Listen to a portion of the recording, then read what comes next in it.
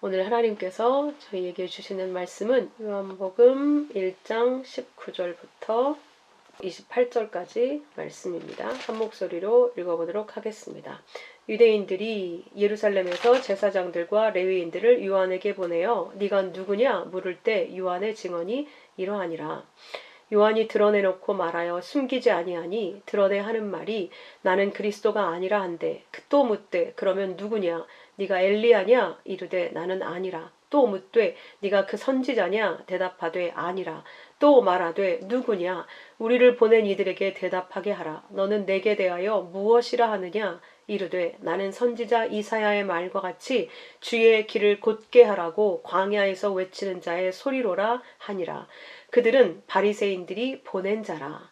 또 물어 이르되 네가 만일 그리스도도 아니요 엘리야도 아니요 그 선지자도 아닐진데 어찌하여 세례를 베푸느냐. 요한이 대답하되 나는 물로 세례를 베풀거니와 너희 가운데 너희가 알지 못하는 한 사람이 섰으니 곧 내 뒤에 오시는 그이라. 나는 그의 신발끈을 풀기도 감당하지 못하겠노라 하더라. 이 일은 요한이 세례 베풀던 곳 요단강 건너편 베다니에서 일어난 일이니라. 아멘. 이 말씀 본문으로 광야의 외침이라는 제목으로 말씀을 함께 나누도록 하겠습니다. 오늘 말씀은 세례 요한의 증언으로 시작이 됩니다. 지난 시간에 저희가 잠깐 야곱의 일생을 통해 그 안에 담겨있는 예수 그리스도를 공부했었죠.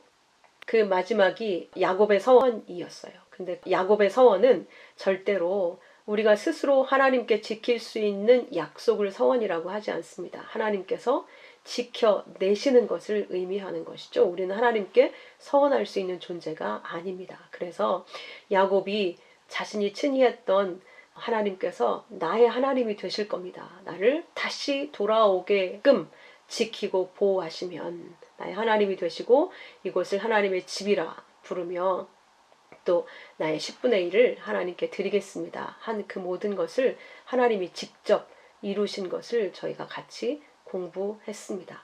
마지막 이 베냐민을 의의 아들로 주시면서 실제 야곱이 이제 모든 거짓과 비진리를 벗고 의의 아들이 되었음을 선언함으로 말미암아 그를 그렇게 의의 아들로 만들어서 하나님께서 그가 고백한 대로 친히 그를 10의 1조로 열의 하나님의 말씀이 다 이루어진 하나 10의 대표 그 10의 1로 그를 받으셨다. 그래서 그 서원을 하나님께서 친히 이루셨다로 끝이 나고 있습니다. 이렇게 우리의 인생에는 하나님의 말씀이 완전하게 이루어진다라고 하는 것을 이야기하고 있는 것이죠.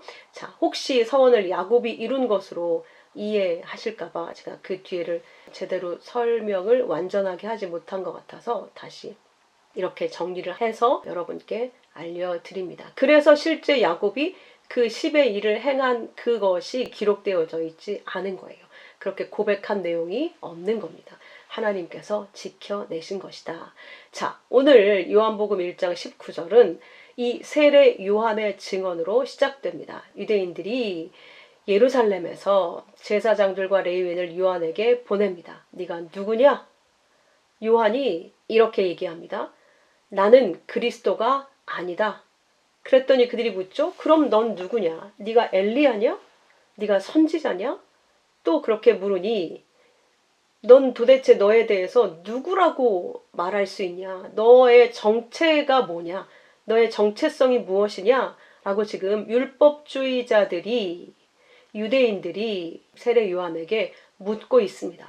그랬더니 오늘 23절의 말씀처럼 나는 엘리야라고 하지도 않고 선지자라고도 하지도 않고 나는 그리스도가 아니라고 이야기하면서 이사야 선지자가 예언했던 것처럼 주의 길을 곧게 하라고 광야에서 외치는 자의 소리다. 이렇게 자신을 소개합니다. 너 누구냐? 너의 정체가 뭐냐? 이거에 대한 대답이 나는 주의 길을 곧게 하기 위해 광야에서 외치는 자의 소리다.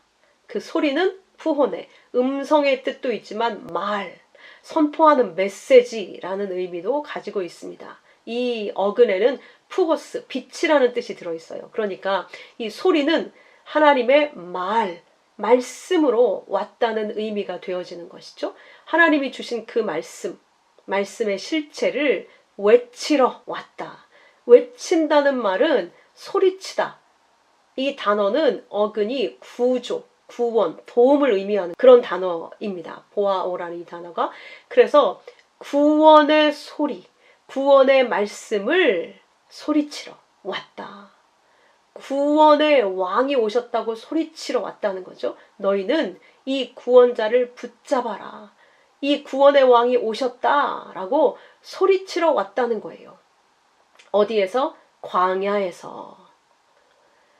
구원의 왕을 소개하는 그 소리로 내가 왔다라고 이야기하면서 주의 길을 곧게 하라. 그것이 주의 길을 곧게 하라고 이들에게 소리치러 왔다고 설명을 하고 있는 것이죠. 그렇다면 주의 길을 곧게 한다는 게 무슨 의미인가? 주의 길은 예수 그리스도를 설명하죠. 그 길, 이제 예수님이 구원자로 우리의 왕으로 오십니다.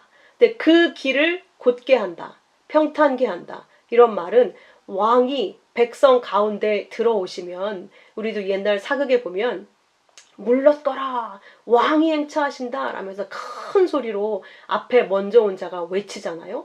그럼 백성들이 각각 막 자기 일에 바쁘게 일하고 있다가 그 소리를 듣고 일제히 길을 싹 열어주면서 왕을 엎드려서 맞이하는 그런 장면을 여러분 많이 보신 적이 있으시죠? 마치 그런 것처럼 다 자기 일에 분주하고 정신없이 바쁜 그런 죽음의 길, 멸망의 길, 그 안에 서 있던 우리가 왕이 오신다, 우리를 구원할 왕이 오신다 라고 하는 소리에 전부 일제히 왕의 길에 몰려들어서 왕 앞에 경배하여 영접하는 것이죠. 그리고 왕의 통치를 받는 것을 의미합니다. 그래서 주의 길을 곧게 하라고 외친다는 것은, 이 곧게 하라라는 단어가 바로 유디노, 키를 잡다, 통치하다, 이런 뜻을 가지고 있거든요. 그러니까 너희들은 모두 왕의 길에 서서 왕의 통치를 받으라. 왕을 영접해라. 왕에게 엎드려라. 이런 뜻입니다. 그러니까 이 말은 바꾸어 말하면 회개하라. 너희 길에 들어서서 너희의 길을 살고 있는 그 잘못된 길에서 돌이켜 왕의 길에 서라. 왕의 통치를 받아라. 왕의 통치에 따르라. 이것이 바로 주의 길을, 왕의 길을 곧게 하라고 외치는 소리라는 거예요. 그래서 이 주의 길을 곧게 하라, 이 곧게 하라라고 하는 유디노라는 단어가 어디에 또 쓰여 있냐면요, 야고보서 3장 4절에 쓰여져 있습니다.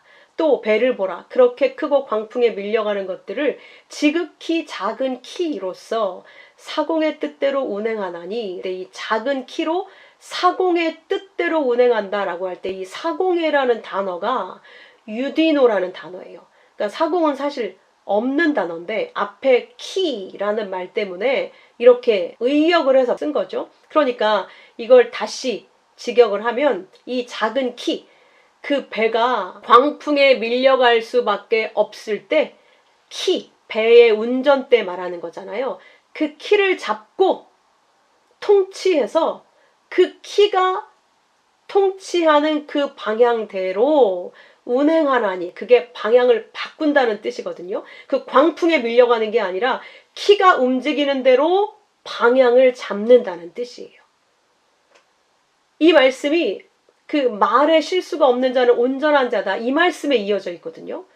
말들의 입에다 재갈을 물리는 건 순종하게 만들려고 하는 거라는 거예요. 그러니까 우리 입에 하나님의 말씀이라는 재갈을 물리는 것은 우리를 순종하게 해서 우리의 몸을 제어하려고, 이 제어한다는 단어와 뒤에 4절에 운행한다는 단어가 똑같은 메타고라는 단어거든요. 그게 옮겨간다는 거예요. 방향을 바꾼다는 거예요. 광풍에 휩쓸려서 가던 그 방향에서 그 키가, 제갈이 통치하고 있는 그 방향으로, 그 키가 운전하고 있는, 키가 통치하고 이끌고 가는 방향으로 옮겨간다는 말이에요. 방향을 바꾼다는 말이에요. 그 온전한 말, 그 온전한 진리를 가진 자가 온전한 자다. 그가 온몸도 굴레 씌운다. 그 말로. 그러니까 그 말씀이 우리를 구원한다. 우리의 전 인격을, 전체를, 우리 몸을 구원한다라고 말씀하고 있는 겁니다. 그러니까 그 길을 곧게 한다고 하는 것은 이제 각자 자기 길을 잡고 자기 방향으로 세상 광풍에 휩쓸려서 죄의 길을 걷고 있던 그 백성들에게 그거 놓고 이제 너희의 키가 되어질 그 진리의 말씀이신 예수께서 왕으로 오신다. 그러니 너희가 그 길에 서서 그 왕의 통치를 받아 그 왕의 통치가 이끄는 대로 방향을 바꿔라. 너희 삶의 길을 바꿔라. 왕의 통치를 따르라. 라고 선언하는 말인 거예요. 근데 그 선언을 어디서 했다고 장소를 설명하고 있는가? 광야에서 그 길을 곧게 하라고, 주의 길을 곧게 하라고 외친다. 외치는 소리다. 요한이 이렇게 이야기하고 있죠.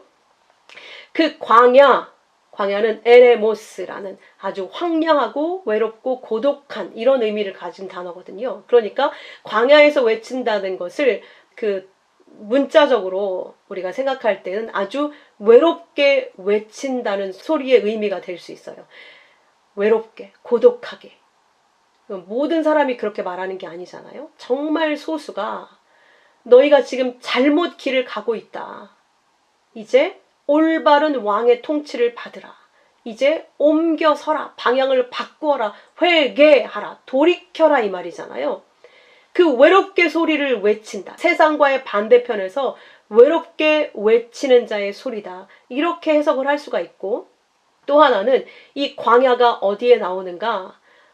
사도행전 6장 38절에 나오죠. 모세가 시내산에서 말하던 그 천사와 우리 조상들과 함께 광야 교회에 있었고, 호 에클레시아 앤 호 에레모스, 그 광야 안에 그 교회에 모세가 함께 있었다는 거예요. 그 교회로. 그러니까 광야에 있는 교회를 의미하는 거죠.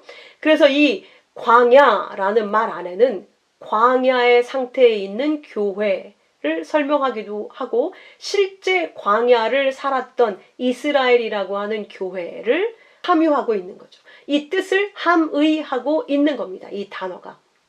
그래서 마치 이스라엘 백성들이 38년간 그 불순종과 불신앙으로 점철된 광야 생활, 왜 40년 중에 2년은 빼는가? 그거는 시내산에서 하나님의 언약을 받는 데 걸린 시간이잖아요. 그러니까 하나님과의 언약이 이루어지는 그 시간을 제외한 그 말씀이 떨어진 이후의 불순종의 시간이 38년이었습니다. 그래서 38년 된 중풍병자가 나오는 것이죠. 그렇게 불순종, 불신앙이 완전히 드러났던 38년의 광야, 그 안에 있었던 교회에 모세가 말씀으로, 하나님의 말씀을 대언하는 자로 서 있던 것처럼 이제 세례 요한이 지금 율법을 붙잡고 엉뚱한 길로 가고 있는 이스라엘, 그 교회들에게, 광야 안에 있는 교회, 광야인 그 교회들에게 소리치고 있는 거예요. 소리치고 있는 겁니다. 그 광야에서. 그래서 그 광야를 나타내는 구체적인 단어가 우리가 오늘 읽었었던 말씀 중에서 28절 마지막에 요한이 이 광야의 외침, 이 일이 요한이 세례를 베풀던 곳 요단강 건너편 베다니에서 일어난 일이라고 마지막 절에 이렇게 붙이고 있잖아요. 그 요단강 건너편을 또 광야라고 표현을 하고 있는 거예요. 요단강 건너편 베다니에서 일어났다라고 이야기하는데, 이 베다니는 나사로가 살았던 그 베다니라고 생각하시면 안 돼요. 이 베다니는 다른 곳이거든요. 이 베다니는 원래 베다바라라고 하는 다른 지명이었다고 해요. 근데 나중에 이렇게 베다니로 바뀌어서 이 안에 단어가 들어간 건데, 이렇게 들어갔다는 건 하나님의 의도가 있으신 것이죠. 그러니까 원래 이 베다니는 벳아바라라는 그 이름이었는데, 이 뜻이 건너가는 집이에요. 건너는 집. 그러니까 여기에 머물러 있어야 되는 게 아니라 거기를 건너서 어디로? 약속의 땅, 거기가 요단 서편이잖아요. 거기로 건너가야 되는 곳이라는 뜻을 갖고 있는 거예요. 근데 그 베다니는 우리가 알듯이 가난한 자의 집, 슬픔의 집 이런 뜻이잖아요. 그러니까 그 구원이 절실한, 하나님의 구원이 없이는 나는 죽는다는 것을 안 그 가난한 자들이 거하는 곳이 베단이란 말이죠. 그들이 구원자로 오신 왕을 붙잡고 서편으로 약속의 땅으로 들어가게 되는 거잖아요. 그래서 이 지명이 이렇게 베다니로 들어와 있습니다. 그래서 여기는 예루살렘 근처 나사로가 부활한 마리아가 향유옥합을 깨트린 그 베다니가 아니라 요단강 건너편에 있는 베다니예요. 그러니까 요단 동편에 있는 베다니인 거예요. 그러니까 요단 서편의 베다니는 예루살렘 근처에 있는 베다니고, 이건 지금 예루살렘 건너편 동편, 서편으로 들어오기 전, 약속의 땅으로 들어오기 전, 거기에 있는 베단이라고 하는 것이죠. 여튼 여기를 베단이 건너편이라고, 요단강 건너편이라고 소개하고 있습니다. 우리가 알다시피 요단 동편은 광야로서 약속의 땅 안으로 들어가기 전까지 이스라엘 백성들이 있었던 곳이에요. 불순종으로, 불신앙으로. 지금 똑같이 이스라엘 백성들이 불순종과 불신앙으로 율법에 매여서 죄에 붙잡혀 있는, 잘못된 길을 가고 있는 그 상태에 있기 때문에, 그러면서도 자기들은 선민으로 알고 있었단 말이에요. 우리는 선택받았어. 하나님의 백성이야. 추워도 의심하지 않고 있었어요. 그래서 모든 사람들이 옳다고 여기고 있는 그 율법의 길, 자아숭배의 길, 우상숭배의 길을 가고 있었기 때문에 그들을 다시 광야로 이끌어내고 있는 거예요. 지금 세례 요한이 광야에서 외침으로 말미암아, 광야에서 구원자를 외침으로 말미암아, 광야에서 세례를 줌으로 말미암아 이 예루살렘 성전을 중심으로 이 안에 들어와 있는 그들을 다시 요단 동편 광야로 이끌어내고 있는 겁니다. 마치 이스라엘 백성들이 광야에 있었던 것처럼 다시 이 광야로 이끌어내고 있는 거예요. 그래서 여기에서 세례를 주고 그 말씀으로 말미암아 우리가 지금 잘못된 길을 가고 있었구나. 하나님의 말씀에 순종하고 있었던 것이 아니라 불순종하고 있었던 거구나. 우상숭배하고 있었던 거구나 라는 것을 깨닫고, 그런 내가 죽고 다시 그 왕으로 오신 예수 그리스도를 붙잡고 서편, 진짜 하나님의 약속의 땅으로 들어가게 하려고 지금 세례 요한이 광야에서 외치고 있는 겁니다. 구원의 메시지를. 돌이켜라.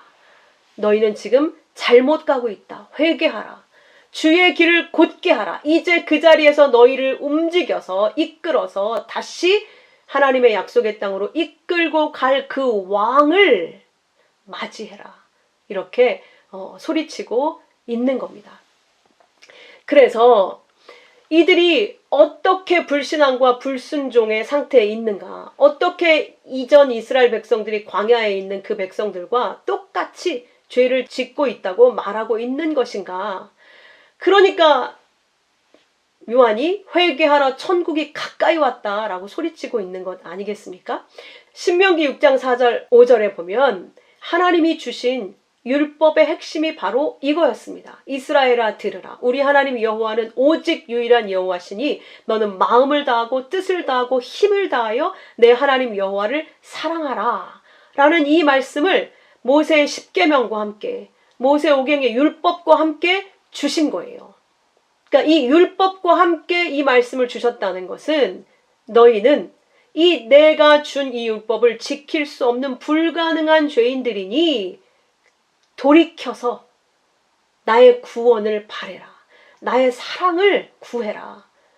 그게 하나님의 말씀이었단 말이죠. 그런데 이스라엘은 그 말씀을 잘못 알아들은 거예요. 그래서 그 율법을 가지고 열심히 자기들의 행위로 지켜내려고 애를 쓰고 있었던 것이죠.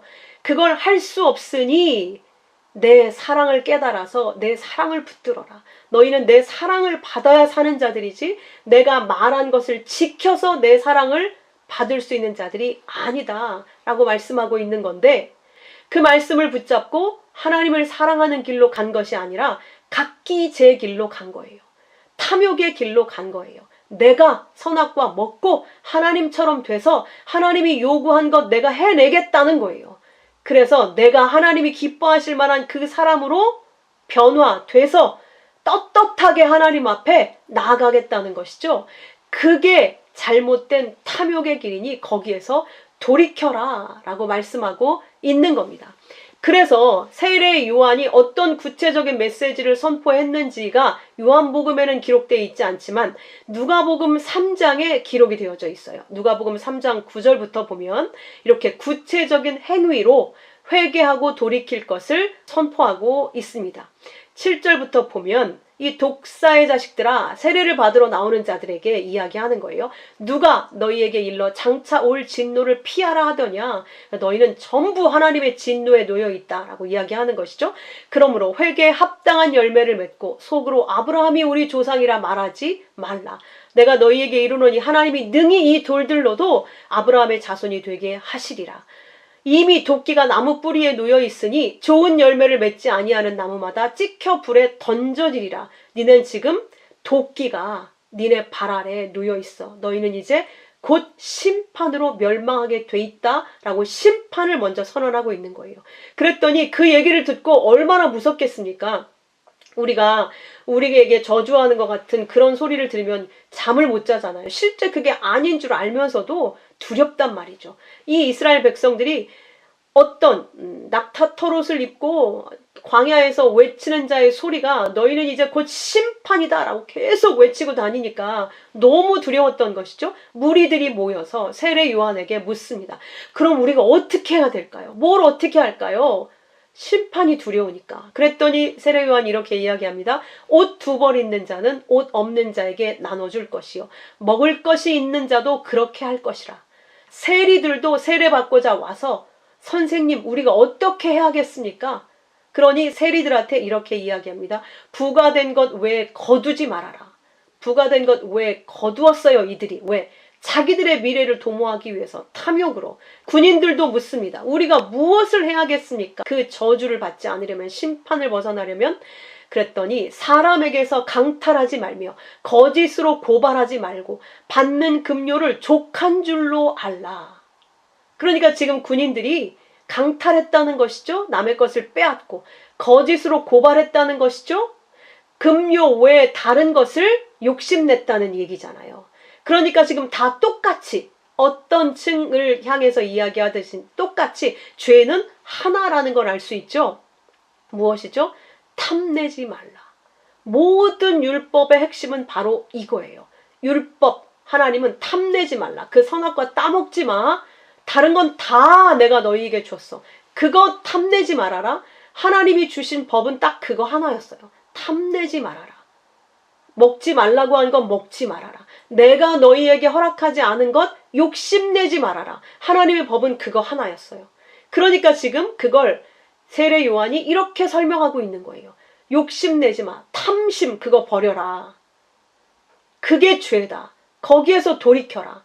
왜 그런데 사람들은 탐심을 갖고 탐욕스럽게 남의 것이라도 빼앗아서 내가 나를 배부르게 하고 부욕해 하려고 하는 걸까요? 이유는 하나밖에 없어요.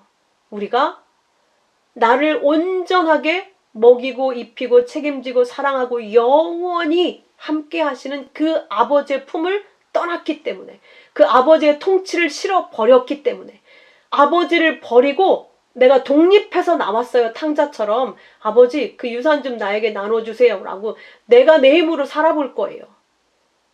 그게 내가 하나님으로 주인으로 살겠다는 얘기잖아요. 지금 우리가 다 그렇게 살고 있죠. 그렇게 해서 내가 자수성가하는 걸 영광으로 생각하는 거예요. 내가 이렇게 열심히 해서 이렇게 훌륭하게 성공을 했노라.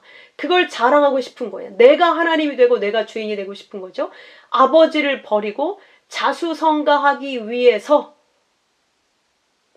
열심히 애쓰고 노력한 그 고아들의 본성이 탐심인 거죠. 아버지 모든 것을 갖고 계시고 모든 생명이 충만하시며 모든 것에 풍요로우신 그 아버지를 떠났기 때문에 나는 가난뱅이인 거란 말이에요. 내 안에 생명이 없잖아요. 아무것도 없는 나를 먹이고 입히고 살리고 영광스럽게 하고 부욕해 하고 이렇게 하려면 전부 내 노력으로 애쓰는 수밖에 없죠. 그런데 그렇게 준비하고 애쓴 게 진짜 내 생명이 되고 나를 영원히 행복하게 하고 나를 영원히 멸망하지 않고 정말 기쁨으로 살 수 있게끔 만들어줄 수 있습니까? 우리가 노력해서 애써서 만든 것이. 그럴 수가 없죠. 그 내용이 바로 야곱 얘기였던 거예요. 그 욕심의 상징, 탐심의 상징이 바로 야곱이었던 것이죠. 야곱이 아버지 속이고 장자권을 빼앗아 그 복까지 빼앗아서 바단 아람으로 도망해서 20년을 라반에게 속아서 수고해서 자기의 모든 지식을 동원해서 얻어낸 게 점과 흠이 가득한 양떼들이었잖아요. 그죠? 그 양떼들, 그 가축들과 종들, 자기의 아내들, 자식들, 그 엄청난 소유를 이루고 약속의 땅, 자기의 축복권이 보장되어 있는 그 축복의 땅으로 다시 들어가게 하는데 아무 쓸모가 없었어요, 이게. 형이 그걸 받지 않았어요. 형이 그걸 왜 받겠습니까? 형이 부족한 게 없는데. 그 약속의 땅의 주인과 야곱이 열심히 벌은 그 모든 소유가 화해시키지를 못하더라는 거죠.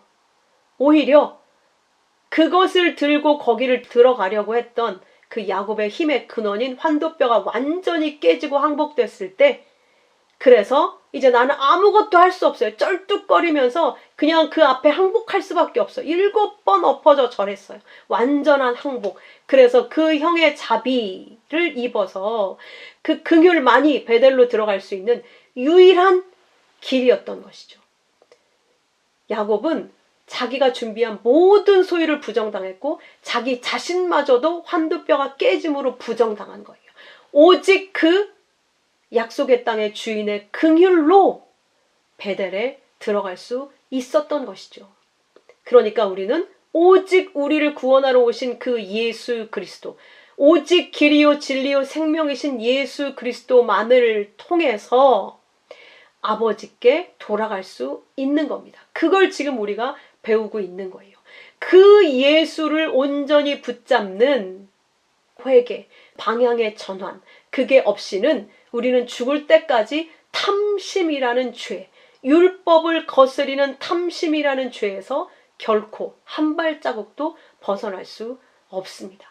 그 죄를 도말하기 위해 그 예수께서 육을 입고 오셔서 십자가에서 그 육이 다 찢기시는 거예요.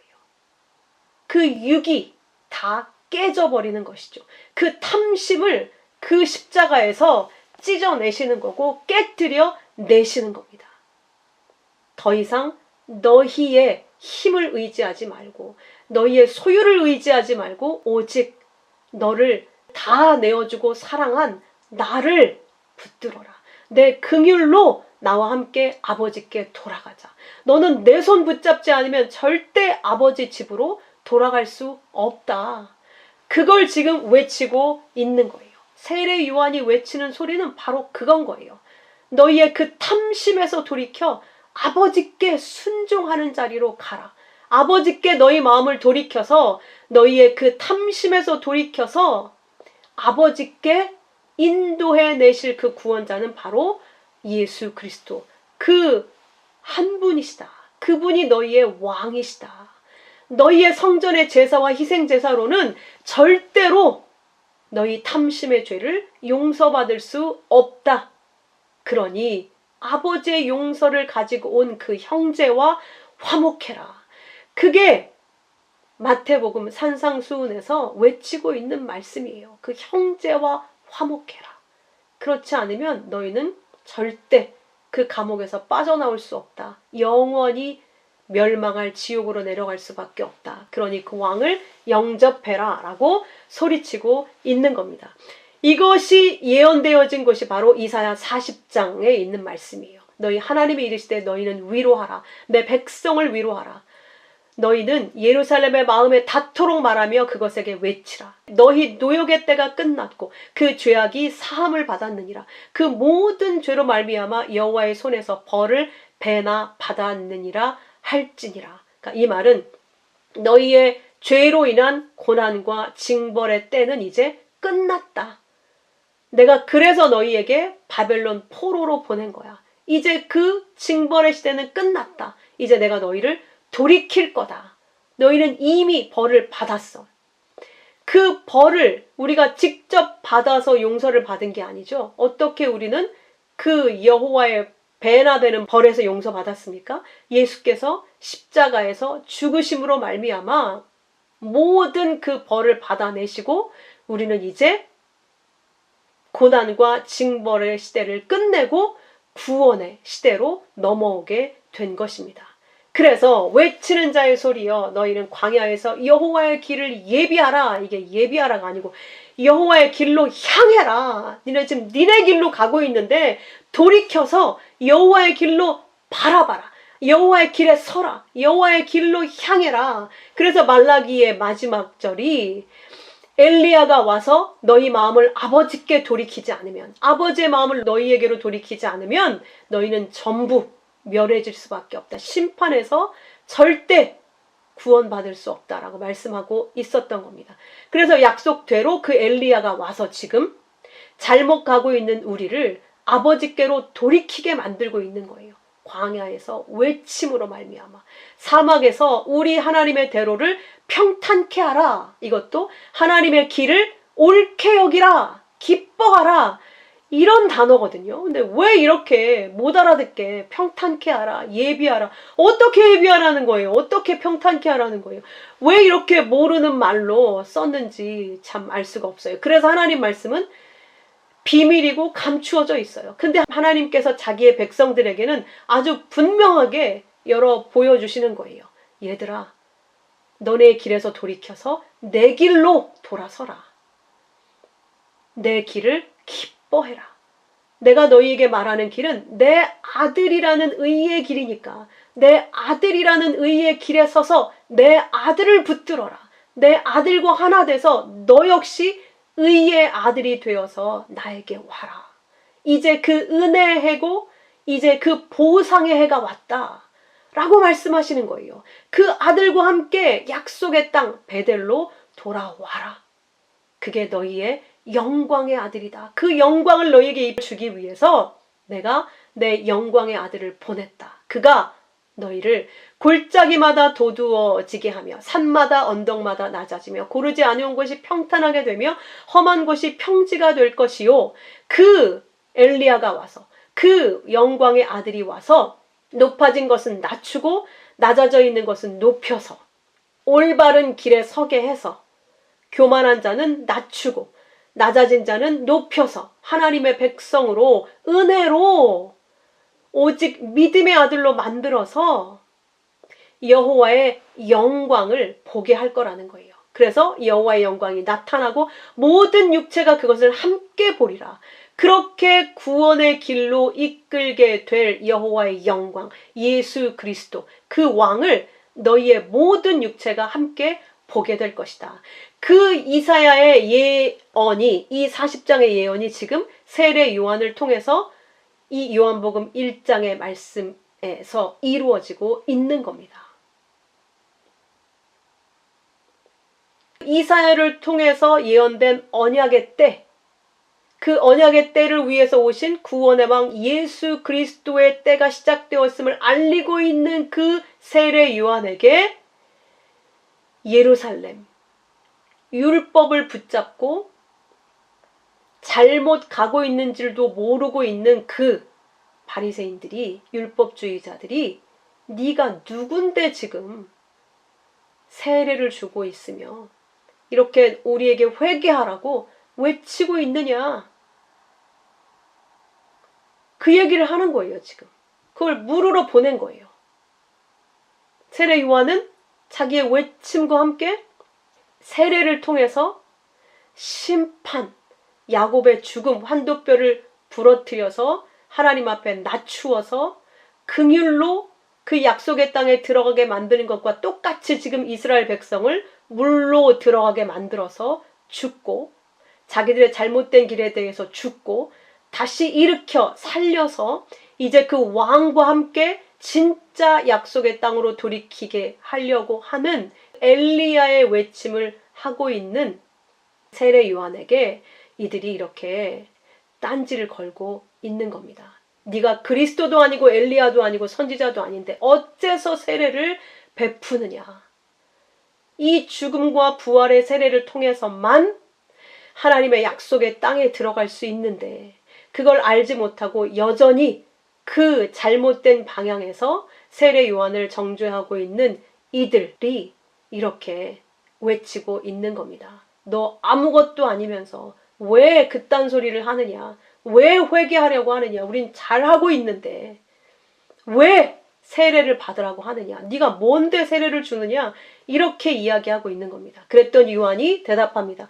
나는 물로 세례를 베풀거니와 너희 가운데 너희가 알지 못하는 한 사람이 섰으니 곧 내 뒤에 오시는 그이라.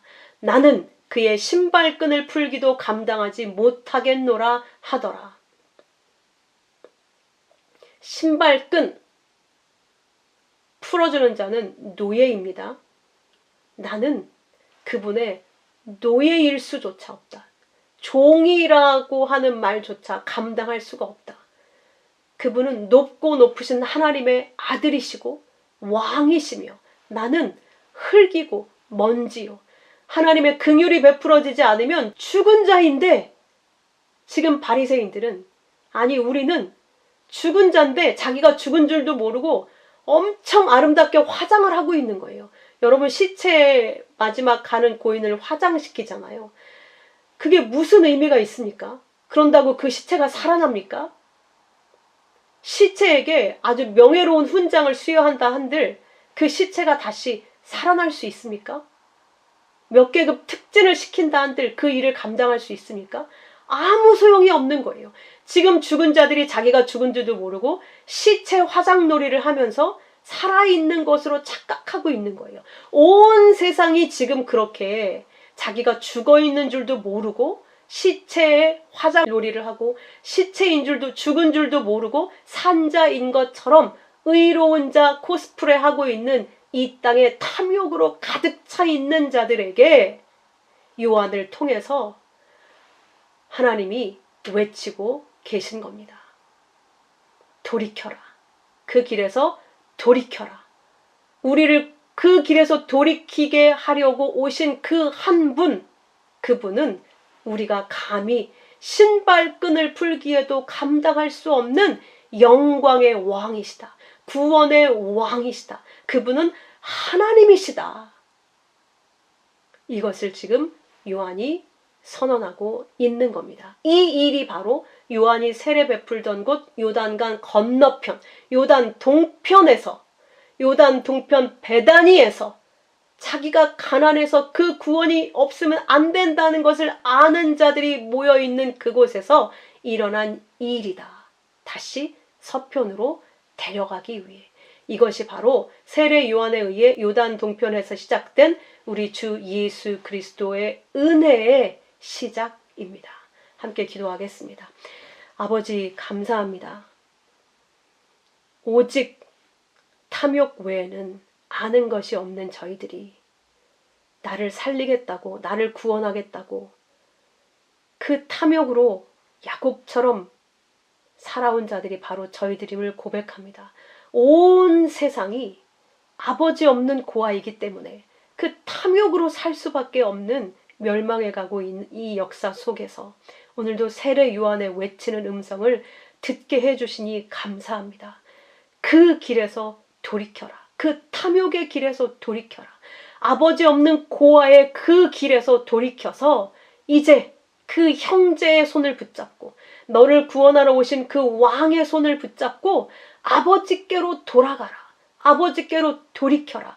그것이 너희가 살 길이다 외치고 있는 그 요한의 음성을 우리의 뼛속 깊이 새기게 하시고 우리가 이 말씀 잊지 않고 날마다의 삶 속에서도 계속 이 말씀이 외치어짐으로 말미암아 잊어버리고 또 내 길로 가려 할 때마다 하나님 다시 그 탐심에서 돌이켜 우리 주 예수 그리스도를 붙잡고 아버지와의 약속이 있는 그 베델로 다시 향하여 우리의 몸을 돌이킬 수 있도록, 우리의 마음을 오직 그 아버지께로 향할 수 있도록 인도하여 주시옵소서. 귀하신 예수 그리스도의 이름으로 감사하며 기도하옵나이다. 아멘.